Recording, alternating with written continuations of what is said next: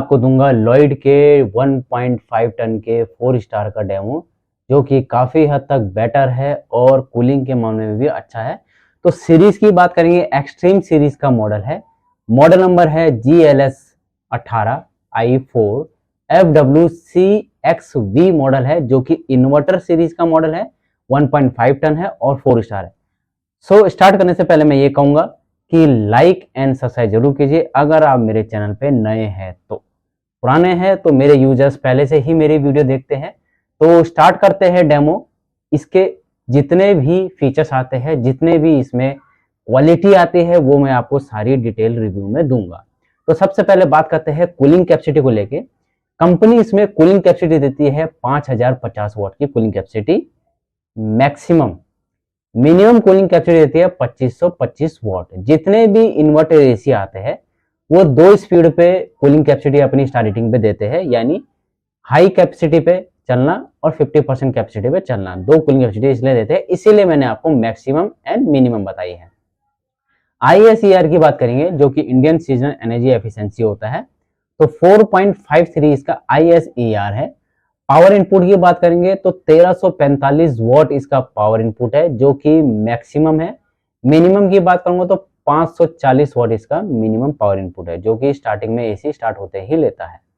Air throw की बात करूंगा, जो एयर थ्रो का डिस्टेंस है इसका 10 मीटर तक ये एसी आपका वर्क करेगा, यानी 10 मीटर तक ये एयर फ्लो को फेंकेगा, जो कि आपका 160 से 150 square feet standard room size के लिए बेटर है।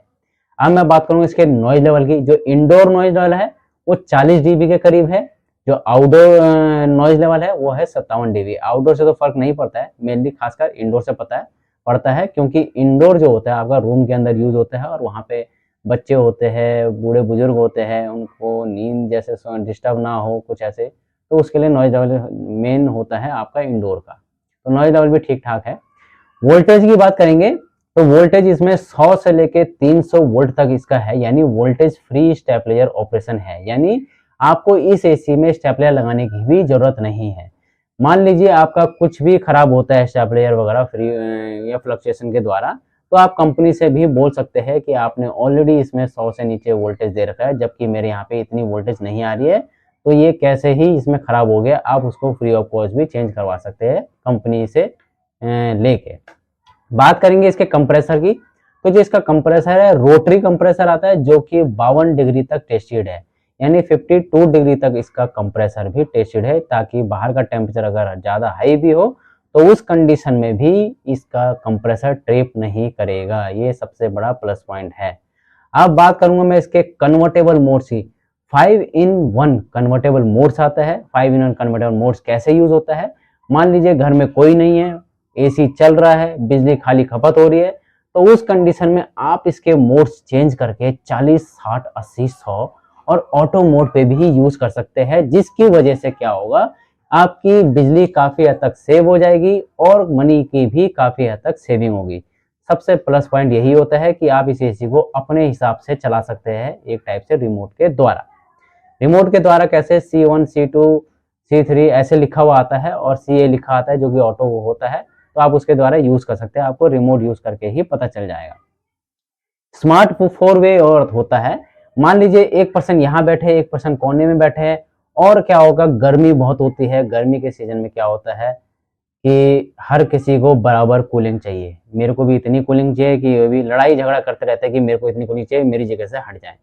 तो वो चीज आप दूर रखिए, क्योंकि ये जो एसी है 4-वे एयर स्विंग दे रहा है, सबको बराबर कूलिंग मिलेगी, चाहे आदमी उधर बैठा हो, चाहे इस साइड बैठा हो, चाहे अप डाउन बैठे हो, तो जहां मर्जी बैठे हो। तो 4-वे एयर कूलिंग का यही बेनिफिट है कि कहीं पे भी बैठ के आप आराम से चैट वगैरह आराम से कर सकते हो। आजकल चैटिंग का ही ज्यादा जमाना है।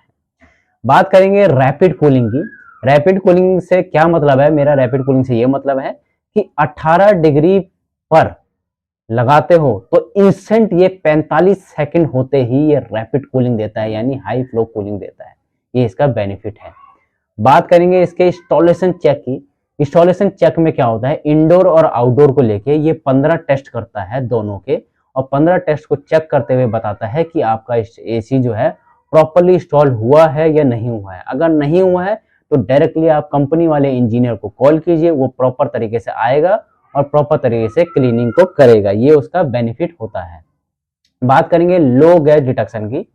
लो गैस डिटेक्शन में क्या होता है, मान लीजिए एसी आपने लगा दिया है, कभी भी एसी से गैस लीकेज होती है, क्योंकि आजकल नॉर्मली सल्फर वगैरह बहुत है और गैस लीकेज ज़्यादातर चांसेस रहते हैं, और आपको पता नहीं चल पाता है कि गैस लीकेज हो रही है एसी में और कूलिंग भी कम हो रही है। आप सोचते हैं कंप्लेंट हो गई है, मैं सर्विस वाले को बुलाऊं।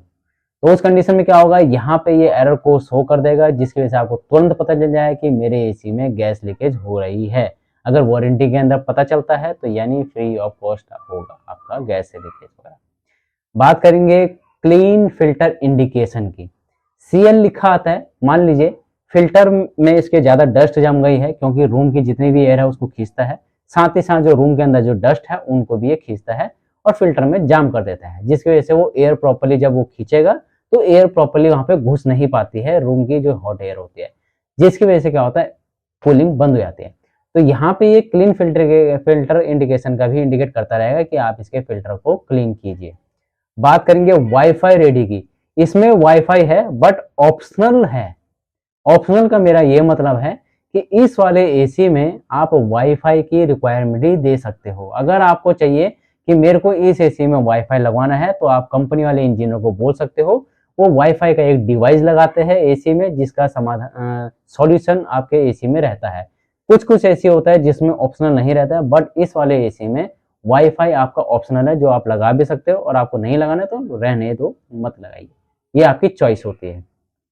Antiviral dust filter. Antiviral dust filter क्या होता है, एसी के इंडोर के अंदर ही लगा रहता है, जिसको हम एंटीवायरल डस्ट फिल्टर बोलते हैं, जो कि प्रॉपर तरीके से मोल्ड्स वगैरह और बैक्टीरिया वगैरह को डीएक्टिवेट करता है।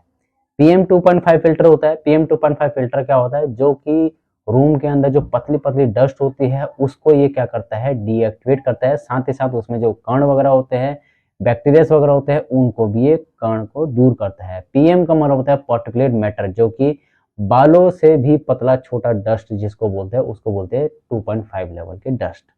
बात करेंगे इसके फिन्स की। जो कंडेंसर है इसका गोल्डन फिन्स कंडेंसर है, जो कि प्रॉपर तरीके से एंटी कोरोजन कोटिंग रहता है, जिसकी वजह से रस्ट वगैरह के ज्यादा चांसेस नहीं होता है, और फायदा होता है आपको कि गैस लीकेज की काफी हद तक सेविंग रहती है, यानी गैस लीकेज काफी हद तक नहीं होगी इसमें।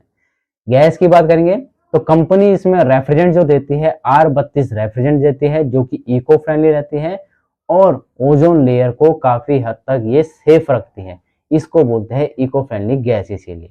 ठीक है।